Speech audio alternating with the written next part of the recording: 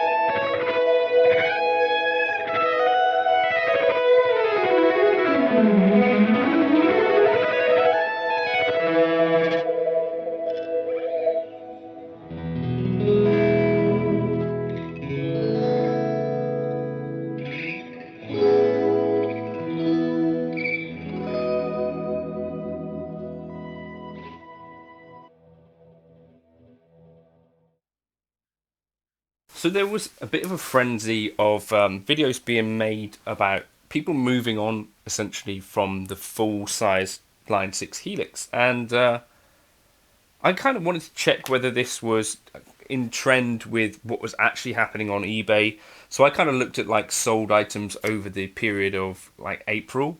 There was something like 13 to 14 of these sold in the UK. Quad Cortexes, there was like Headrush Prime, interestingly enough, there was like 3.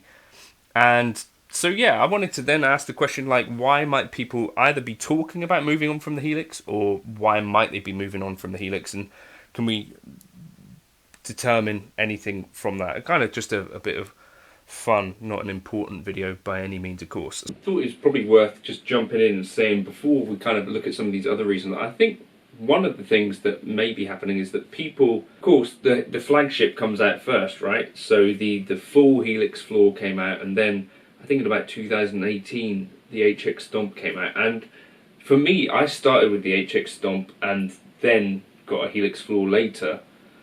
Now, kind of with many years of actually trying these things and using these things, I'm actually finding that my needs are kind of basically simpler than they used to be, right? Or something like that. So essentially, where the Helix floor has two kind of chunks of processing power, I'm often finding that what I need can fit within one unit. So whether that's the HX Stomp or the HX Stomp XL, or even more recently something like the Pod Express or the etc. You get what I mean? What I think people are trying out these new boards, and you know, whether it's like, okay, I want to have a hybrid rig where I want to try some pedals with my modelling unit, and this idea, you know, like you could integrate things like a Strymon Iridium or a universal audio pedal. Like, this idea of combining the two, I think, is now more in vogue than ever before, and in which case, like, the bigger flagship model is less necessary in some ways, right? So I think that is part of it, is that Line 6 have got their own competition for the Line 6 Helix, which is like the HX Stomp, the HX Stomp XL, which can comfortably do a really good job for loads of guitarists. And for me, that was the case. I think that was the case for Steve Stalacci as well. And I think that's the case for probably a lot of players that might have been gigging, and you think, right, I want to maybe go back to experimenting with some pedal boards and stuff like that. So in that intro there, I was actually using an Alan Holdsworth kind of inspired preset. It's called AH Momentary. And each time I delve back into the full Helix, I am kind of reminded about what a kind of great experience it can be, and things that you dialed in that may have sounded great 4 years ago are probably still going to sound pretty great. And not only that, but I think in terms of having this under your feet on the floor, this is actually a really comfortable thing to gig with. One thing that I think is worth mentioning is that the trend has been more so that modelers these days are coming down in size, right? Except for the Headrush Prime, which I don't really hear many people talk about anymore. More on that later. But the Headrush Prime seemed quite large as well, but like the FM9 is smaller than this. The Quad Cortex is about, you know, the size of an HX Effects actually. The Tone Master Pro kind of shaved off the edges a bit. So that seems to be the trend. So I don't know of the modern kind of modelers, which obviously the Helix is holding its own really well considering its age.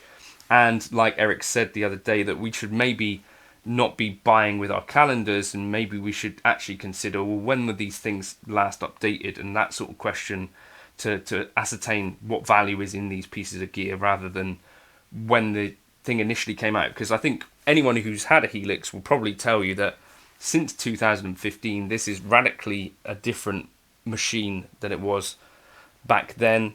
Lots of updates, meaningful changes to the actual core engine, and they've updated it really well. It's got quite a bit of dust on it. So there are two things that can keep a modeler interesting. The first is like that initial push of it being new, like the next thing. And I can remember with the Neural DSP Quad Cortex getting caught up in that kind of idea, like, oh, this is the next great thing. I actually had someone comment on a video talking about me moving on from like to the Hotone stage, I think, was what they're insinuating, that I was moving away from the Helix. I think if anyone has watched the channel for a while will know that pretty much any video that I'm playing in, I'm using a Helix in almost all of them, right? There's an awful lot of my videos that are either using the Helix, HX Stomp, or Helix Native. That is basically where I come back to, and I do like to dip toes into, those aren't toes, into other parts of the world. But the Helix is more or less, if I had the choice, you know, never buy another piece of gear. The Helix might be up there with one of those pieces of gear that I would probably think, actually, I can do so much with this that I could be happy with just this, maybe. But yeah, it's not like I've moved away from Line 6 at all. What I have been doing recently is using Line 6 Helix Native a lot. And what I've also been doing for about a year, maybe a year and a half, was that probably a year actually, went kind of to this idea of using the HX Stomp Live with a few other pedals, just because I was also going in front of a real amp again live, because I run the PA in my band, and I've got this little head, and I thought, why have an amp if you're never going to use it? So I think this is part of the stuff with, I think, most guitarists, and I think people that make videos are no different in this regard, that chopping and changing things up can just be interesting in a way of keeping interest, especially if you're playing in like a function band, a pub band, playing the same songs a lot of the time, right? Some of the things that we can do to kind of change things up is actually change our gear, and I think it can be kind of fun, as well as that kind of new gear vibe and all that stuff. It's interesting. So 2 things you can do to keep a modeler interesting: 1, bring out a new one; 2, bring out a firmware for the Helix. So each time I can see spikes in my channel essentially with firmware updates, because that is really where the Helix community, well, yeah, I think generally the Helix community, and maybe like people that are considering modeling as well, will jump in and go, that's interesting, or for some reason, right? Because I guess people at work might be excited to hear what these things are going to sound like, or they're excited to know what is going to be new for them. And I think that's basically the 2 main drivers, right? So either you bring out a new device or you bring out a new firmware. And it's been not long since Helix brought out a new firmware, but I think things can quickly be sort of forgotten, especially if you're kind of looking and thinking, well, what if Quad Cortex updated, or this Tone Master Pro looks interesting? So that's kind of the thing, there's quite a lot of competition. The other thing that's happening right now is that prices of the Line 6 products in the UK, at least, I don't know if this is worldwide, let me know if you've noticed things going up in price around the world, has really crept up quite considerably. So the Line 6 Pod Go at the moment seems to be hovering at about $499 in the UK. Then you add 100 for the HX Stomp, you add another 100 basically for the HX Stomp XL.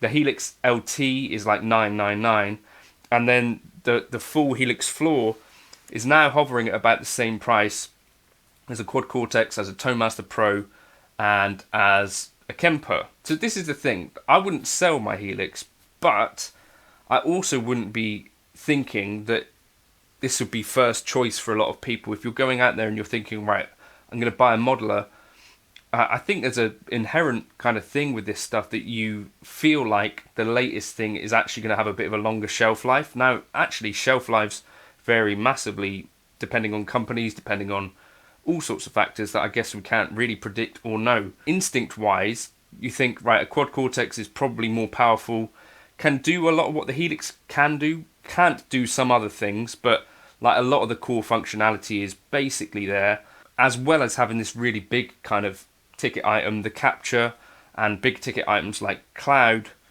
and also being smaller. And the Tone Master Pro has a few of those things as well. So I can see that if I'm walking into a guitar shop, what is going to have me buying a Line 6 Helix over the other things which have been more freshly marketed more recently? You know, Tone Master Pro, about a year old, is it? Nearly. Quad Cortex, you know, actually 3 to 4 years now, maybe that's been available. But the same price, you're naturally just going to think, well, I'll go for the newer item, probably, right?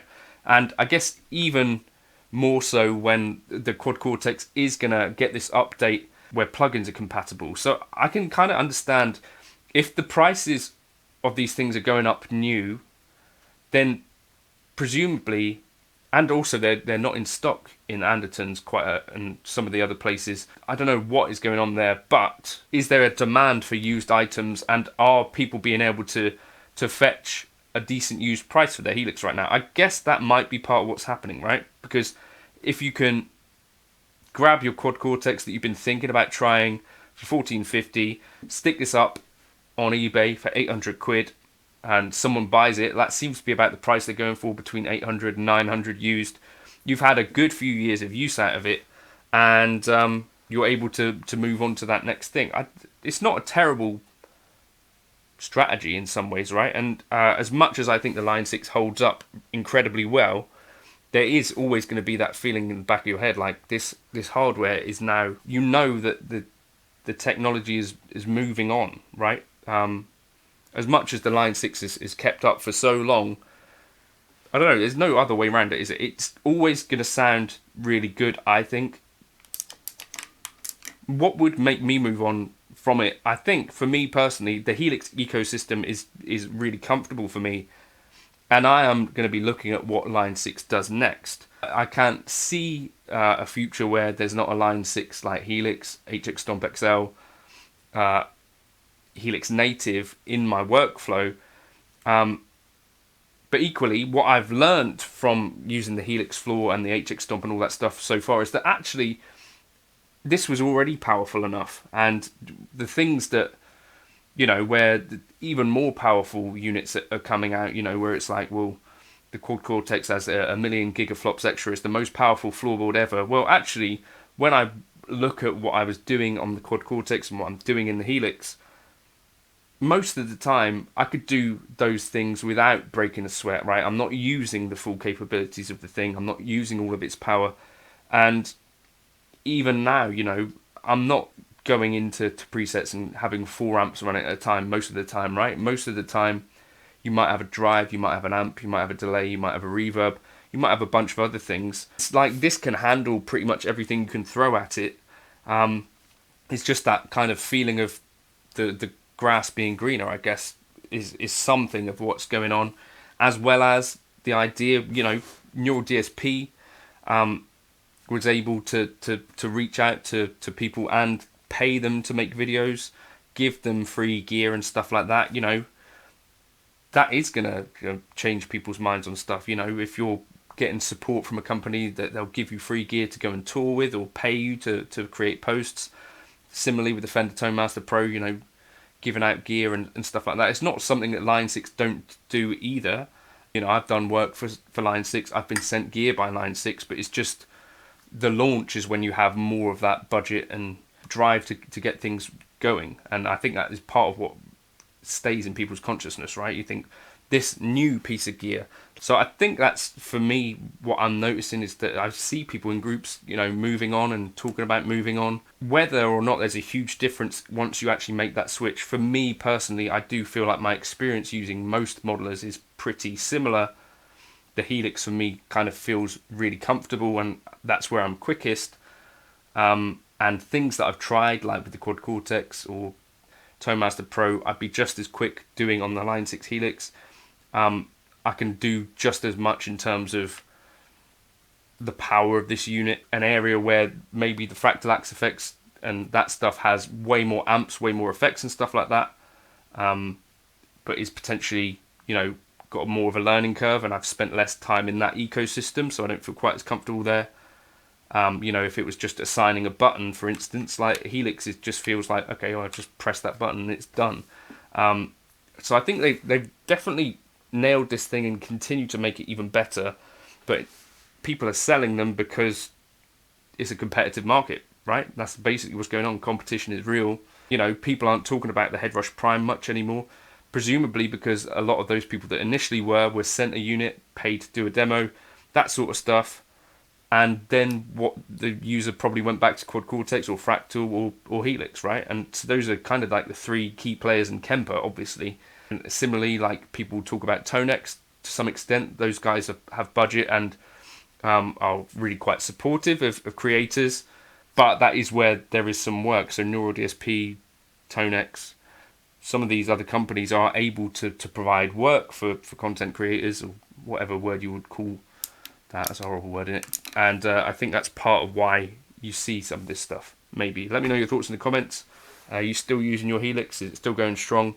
I feel for me, the HX Stomp and Helix Native is where I'm at mostly, but this is still a fantastic piece of gear. But right now, you know, at the price it's at, there's too much competition, right? I don't know. Let me know your thoughts.